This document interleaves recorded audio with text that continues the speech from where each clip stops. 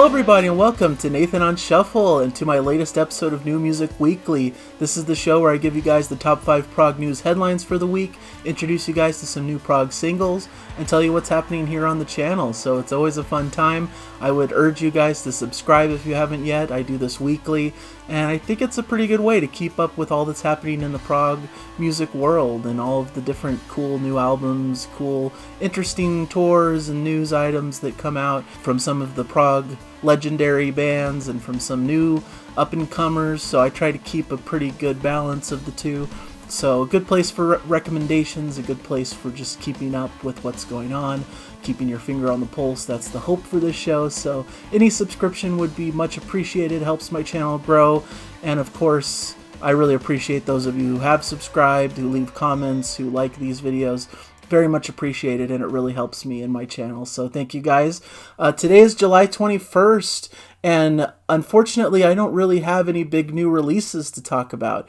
At least on my radar, I didn't really notice any big prog releases that came out today. So please let me know in the comments if I'm missing something. There's a couple of releases that are not so prog that I've been enjoying that maybe I can mention briefly. Greta Van Fleet released their new album Starcatcher. They're a band that gets a lot of criticism for sounding very similar to Led Zeppelin, but I just think they're a pretty good young band that really delves back into classic rock period of music, and so a solid rock album there. I also really like the Arcadian Wild and their new album Welcome, which is more in that folk bluegrass style vein, much like Nickel Creek. So those are albums that I've been enjoying this weekend, but not necessarily prog, so I didn't want to make it a prog headline item. So let me know, like I said in the comments, if there's other albums that I may have missed that you guys have been enjoying.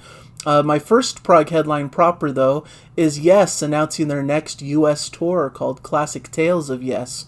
You know, following their last year's Sold Out tour, Steve Howe, Jeff Downes, John Davison, Billy Sherwood, and Jay Schellen have announced their Classic Tales of Yes 2023 tour, which starts in Bethlehem, Pennsylvania on September 24th and concludes November 4th in Riverside, California, which is right near my neck of the woods, so definitely one to consider going to. It looks like this tour is going to be celebrating their catalog.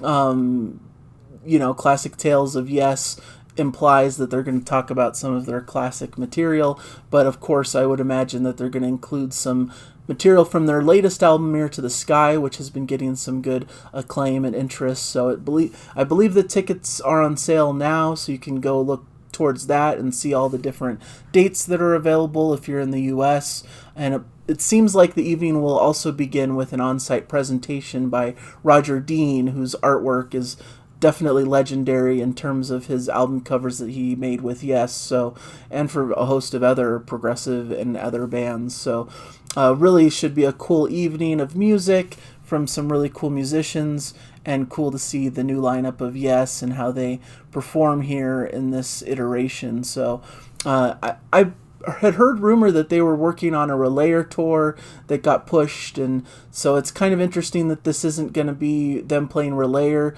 Maybe a good thing. You know, I think this might be fitting more in their wheelhouse with the current lineup of the band, but we'll see what kind of tracks that they pull and what their Classic Tales of Yes, what their set list uncovers. I'm guessing it's going to be a pretty standard set of the classic prog material that you'd expect from Yes, but you never know. Maybe they'll throw something interesting in the mix. So that is the news from Yes, and I wanted to cover it there. So should be some cool dates there to check out. There's also some UK tour dates for 2024 listed, so a lot of touring going on for the band Yes, and what's coming up for them. Item number 2, Randy George announces a third solo album, Beyond Words, via Threshing Floor Media.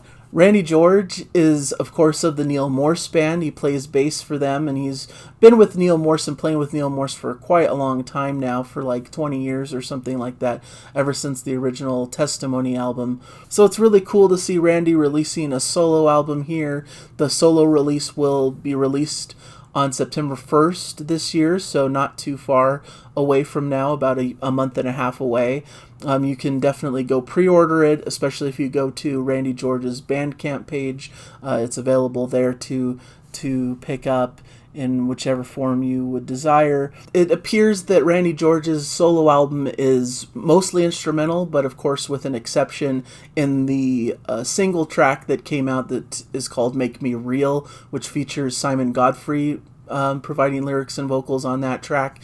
But this is really a showcase for Randy George's multi-instrumental abilities. He's taking on guitars, bass, and keyboards across all the tracks, and there's notable contributions from Dan Lyle and Jason Gianni on drums, Simon Godfrey, as I mentioned, on lyrics and vocals on that track, Make Me Real, and Eric Gillette performing guitar solos on a couple tracks, and Neil Morse providing additional keyboards on the track Technical Difficulties. So should be a really fun album. It seems like Randy George went about trying to create a very retro-sounding album that evokes singer-songwriter vibes of the 70s and 80s. At least that was the original intention. And then it evolved into more of an instrumental project.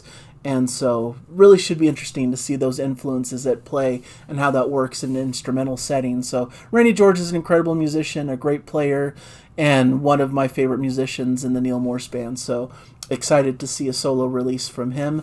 Number 3, Roger Waters is going to release his Dark Side of the Moon Redux on October 6th. So he put out a single today for Money, his redone version of Money. This isn't really my thing, if I'm being honest. You know, listening to that track, you know, there's a lot of kind of odd, creepy tones and some spoken word kind of stuff going on there. And I could see it being interesting to some people, especially those who are massive fans of Roger Waters and some of his solo material.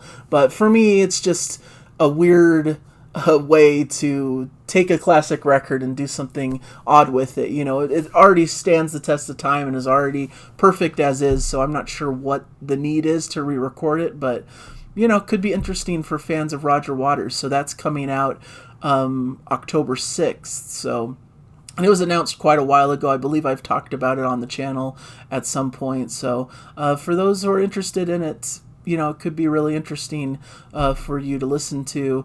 Definitely check out that Money single. I'll have it in the Prog singles list. There's been a lot of weird news surrounding Roger Waters lately, so he's a little bit of a polarizing figure, and it's weird that he's going forward with this project and not involving any of the other Pink Floyd guys.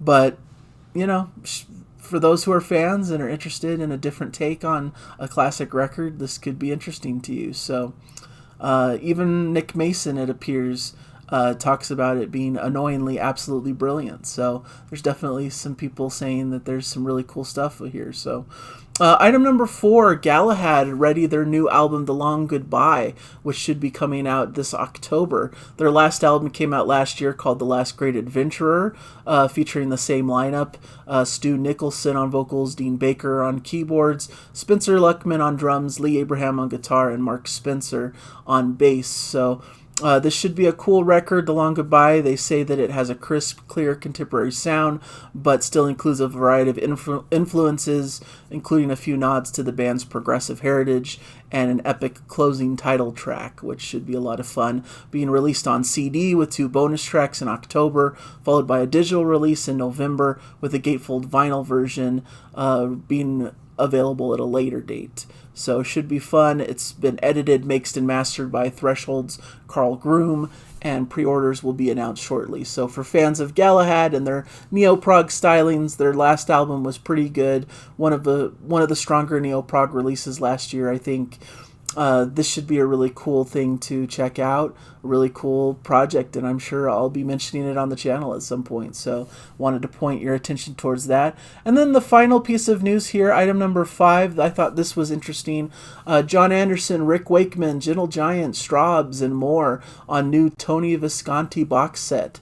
So a lot of progressive rock names being put on this big, expansive 4-disc box set produced by Tony Visconti, which has been curated by the producer himself. So it's covering 5.5 decades of Visconti's efforts in the art of making iconic recordings. Some of it familiar, some will have a eureka moment that you didn't know Visconti produced that one. So really an expansive track listing of a lot of classic tracks from a lot of notable artists. So I wanted to mention that if you're interested, a big 4 CD box set is available or a 60-track 6 vinyl LP box set. Also, these will be available on October 20th, so really interesting project by an interesting figure, Tony Visconti, who's a famous producer of a lot of classic artists. So I see people on the track list like David Bowie, Stawbs, like I mentioned, Procol Harum, Joe Cocker, just a whole long laundry list of just really classic bands and artists, some in the progressive rock realm, some not so much, more in the standard rock vein, but definitely something worth checking out if you're a fan of this producer's work and of these different artists, and a cool compilation set. I just wanted to bring it to some attention for those who are interested in that sort of thing. So getting into the prog singles for the week, like I mentioned, Randy George has a single, Make Me Real, so I've linked to the YouTube version of that, so get a good taste of the album and what to expect. It's more standard rock track, but really fun and interesting. I think it's cool. I put the Roger Waters track, Money, from his Redux version of Dark Side of the Moon on my track listing. Queensryche has a new video out for Tormentum, which came out on their previous album Digital Noise Alliance. Sounds like an AI-generated video, but one of the standout tracks from that album, so I thought it was worth putting onto the list. And then two tracks that are a bit more obscure that I was scouring to round out my list with, and I found a band called Children of the Sun and their track Come With Us, which this is Swedish retro rockers, very much in that psychedelia 60s, early 70s vein.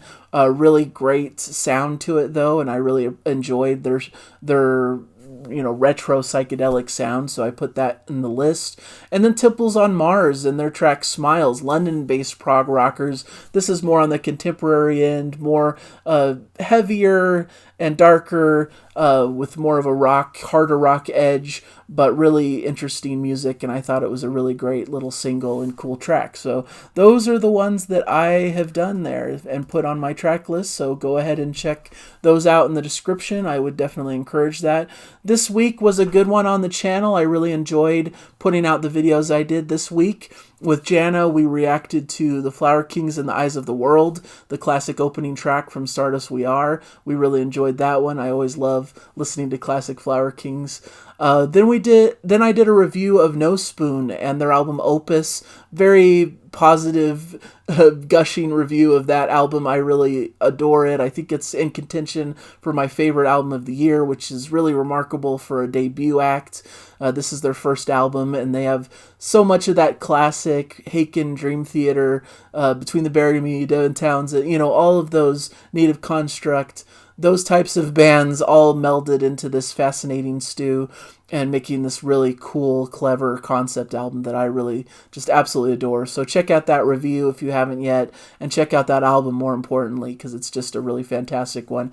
And then I did a top 5 songs by prog supergroups that I enjoyed. A little bit of an extension. I did a top 5 prog supergroups a little while back, so this was just dialing a little bit deeper into some of my favorite songs from prog supergroups, so that was a fun time. Check out that video if you haven't yet. And then I'm doing a couple reviews this week. I'm a little bit behind in the reviews that I wanted to do, so I'm foregoing the top 5 for the week and instead focusing on 2 reviews. Both fantastic albums that I think need more attention to them. One from Dream the Electric Sleep and the other from The Anchor It. So I'm excited to talk about those 2. We have a really classic prog song on Sunday that me and Jana are reacting to. A really great, beautiful slice of classic old school progressive rock that I think many of you will be real fans of. So got a lot going on the channel, a lot of fun to be had here, a lot of great albums to recommend and to tell you guys about. So hopefully you've enjoyed the episode, and even though it was a little bit lighter in the news space, I still like to come on every week and talk to you guys. So hopefully you enjoyed the episode, and I'll catch you guys in a future episode. So thank you guys so much. I'll see you later. Bye, everybody.